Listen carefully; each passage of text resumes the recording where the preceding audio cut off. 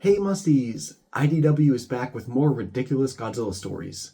Or so it seems. Okay, this is the spoilers for Godzilla Heist issue number 1. This time, a guy uses little drones to train Godzilla to help steal money from casinos. It's not long before this attracts the attention of another group who want Godzilla to help break into the top secret London Defense Ministry. And so they take the protagonist, nicknamed Pi, hostage. But he may actually just be pretending to be a hostage, as he actually wants to break into the ministry himself. So that's right, he used Godzilla to rob a casino and then use that money to flaunt it and attract this very dangerous group that he could recruit to break into the ministry. Why does he want to break into the ministry? Because that defense department has Mecha Godzilla. And that's kind of it. I don't know if it's just me, but it feels like a lot less happened in this story compared to the Godzilla Monsterpiece Theater series that just ended.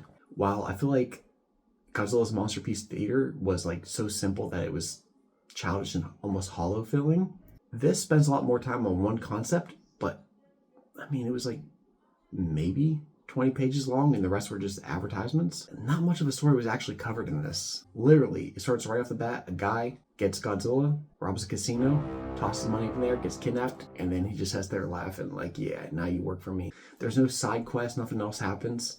I'm not saying it's terrible. It just feels shy of a full comic. So at first I thought Godzilla Heist was a goofy concept, but since our lead character is smart enough to use neutrino radiation as bait and train Godzilla, and then use the money from the casino as bait to lure this other Godzilla, to lure this other group into helping him. But the writing indicates that, you know, there's maybe something more going on here. The author definitely seems like a fan of heist movies.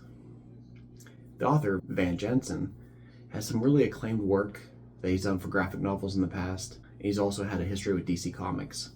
The art by Kelsey Ramsey is a much higher quality in terms of detail than Godzilla's Monsterpiece Theater, but this art still leaves much to be desired. It's actually what I've come to expect from IDW's fluctuating art over the years.